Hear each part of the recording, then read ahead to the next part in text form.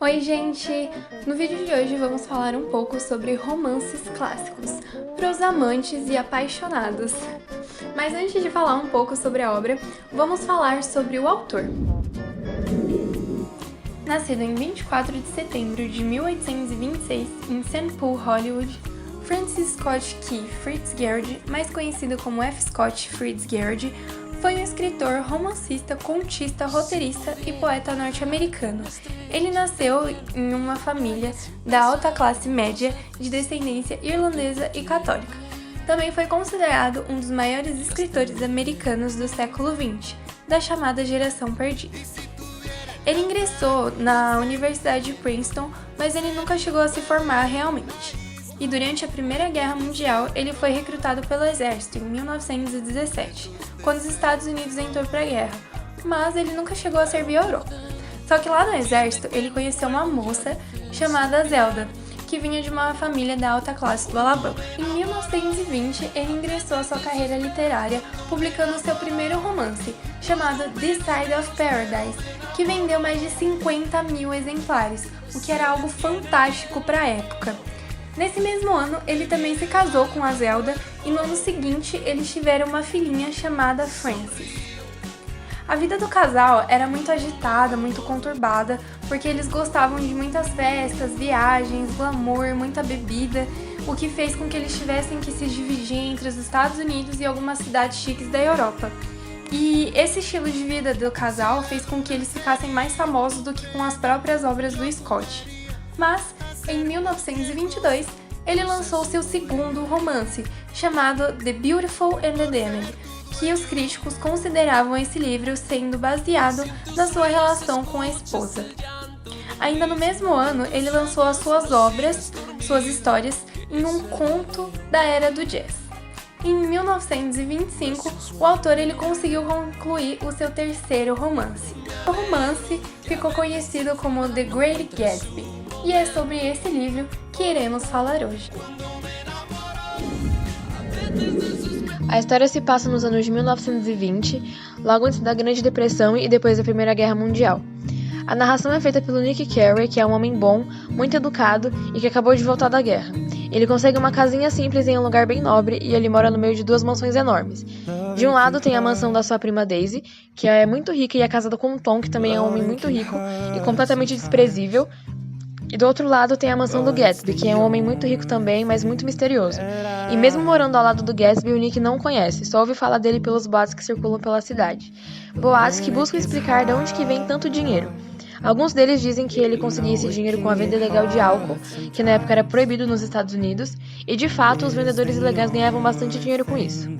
O Gatsby era bem famoso por dar grandes festas na sua mansão, festas assim, enormes, regadas de álcool e tudo que tem direito, mas ele mesmo nunca participava dessas festas, e até então ninguém o conhecia e ninguém nunca tinha visto ele. Até que então, um dia, o Nick recebe um convite feito pelo próprio Gatsby para participar de uma das suas festas. E por ninguém nunca ter recebido um convite assim, o Nick fica surpreso e até lisonjeado, e vai. Nessa festa ele conhece o Gatsby, eles conversam e etc. E mais tarde o livro revela que anos atrás, quando mais novos, o Gatsby e a Daisy tiveram um romance, que não deu certo porque ela era muito rica e ele era pobre. O Gatsby se aproxima do Nick com a intenção de conseguir que ele arranje o encontro dele com a Daisy, depois de tantos anos. E de fato, o Nick, como ele é uma pessoa muito bacana e não julga ninguém, ele faz esse encontro acontecer. A partir daí, eu não posso falar muito pra não dar spoiler pra ninguém, mas mesmo que a princípio tenha começado com interesse, o Gatsby e o Nick acabam virando amigos de verdade no decorrer da história, e é uma amizade bem bonita de se ver. E embora o livro tenha assim romance, não é o foco principal. Eles focam bastante nos personagens e nas suas ambições, focam muito nessa questão da ambição e necessidade de ser rico e de conseguir tudo o que quer, fala do sonho americano, na futilidade, e é tudo visto e contado pelo ponto de vista do Nick, que vale lembrar também que o que ele não vê e não sabe, a gente também não sabe, né? E o Nick é um personagem bem simples e é uma pessoa muito humilde comparado com o resto dos outros personagens. Vai revelar também mais tarde um grande desejo e uma grande ambição do Gatsby, que vai explicar tudo sobre o estilo de vida dele, sobre quem ele é, sobre como ele virou essa pessoa que ele é e como ele é movido por isso, como tudo na vida dele tem tem a ver com esse objetivo e é voltado para essa questão e essa ambição que ele tem. O jeito que a história é contada é bem único, né? Por se tratar de um clichê que todo mundo já conhece, que um é muito rico e o outro é muito pobre, e aí tem esse obstáculo no meio. É contado de um jeito bem único, sim. É um livro bem rapidinho e é muito gostoso de ler. Tem também um filme de 2 horas e meia, pra quem tem preguiça de ler e não gosta de ler, que um não substitui o outro, mas o filme é bem fiel ao livro e é muito bom também. Eu gosto bastante do filme e vale a pena ler ou assistir. É uma história muito gostosa de se acompanhar. Além da história, é importante se ambientar na década de 1920. Época de mudança de valores, libertação da mulher, de festas grandiosas regadas de bebida alcoólica. A década de 1920 ficou conhecida como os Anos Loucos. Ao começar da década, as mulheres de boa parte do mundo ocidental já haviam adquirido o direito de votar, uma conquista do movimento sufragista do século XIX.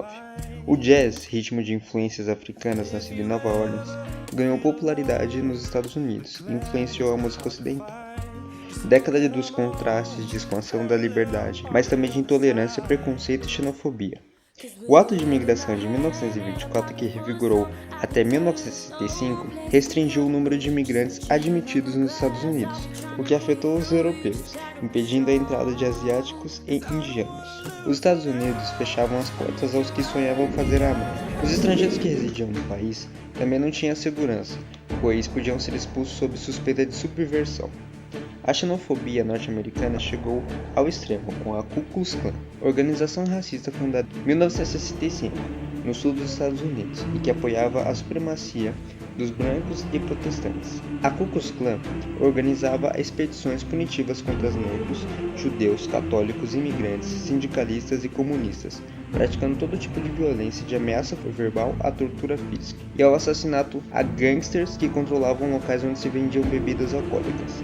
A cidade de Chicago, no estado de Illinois, ficou célere pela atuação do grupo criminoso comandado pelo gangster Al Capone. O cinema também tornou-se lazer de multidão. Em 1927, vendiam-se por semana nos Estados Unidos 60 milhões de bilhetes. Em 1929, já eram 110 milhões. Foi a era de ouro de Hollywood, o mais importante centro da indústria cinematográfica do mundo. Ali estavam os estúdios da Universal, Fox, Paramount e Metro-Goldwyn-Mayer.